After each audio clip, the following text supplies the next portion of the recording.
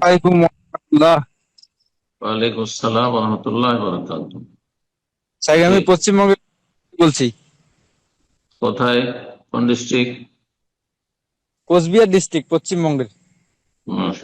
বলেন প্রশ্ন।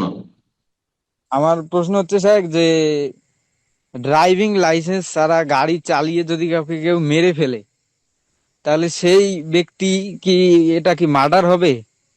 যেহেতু ড্রাইভিং লাইসেন্স ছাড়া গাড়ি চালাচ্ছে, এমনি একটা সরকারি বেআইনি কাজ করতেছে সে, এমনিতে অপরাধ সরকারি আইনে। তারপরে হুম, একজনকে মেরে, সে হতে পারে বুড়া কিংবা হতে পারে নাবালক।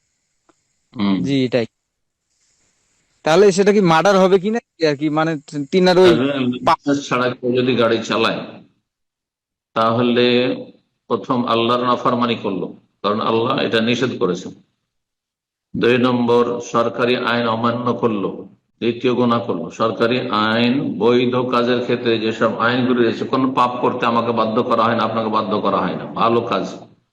ড্রাইভিং লাইসেন্স আপনি নেন, তারপরে গাড়ি চালান বলছে, এটা গঠনমূলক কাজ।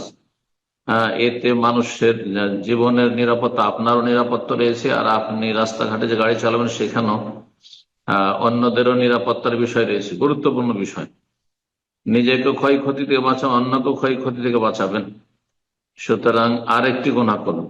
আর তারপরে যদি বিনা লাইসেন্সে গাড়ি চালাতে কাউকে মেরে দেয়, তাহলে সে কাবিরা গুনাহ করল। সেটি আর একটি কাবিরা গুনাহ। তো বহু গুনাহ করল, বিভিন্ন দিক থেকে সে কাবিরা গুনাহে লিপ্ত হবে। কথা বুঝতে পেরেছেন?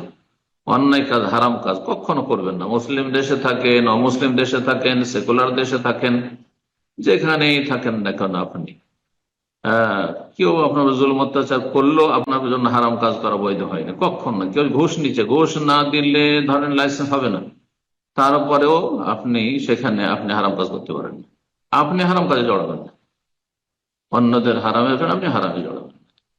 সুতরাং কেউ যদি এইভাবে বিনা লাইসেন্সে গাড়ি চালায়, আর সে গাড়ি চালায় পারদর্শীও ছিল না, আর কোন একজন, হ্যাঁ, কে অ্যাক্সিডেন্ট করলো, আর সেই অ্যাক্সিডেন্টে সে পথচারীর ভুল না, এই লোকের ভুল আছে, তাহলে সে খুনি, সে মার্ডার করে।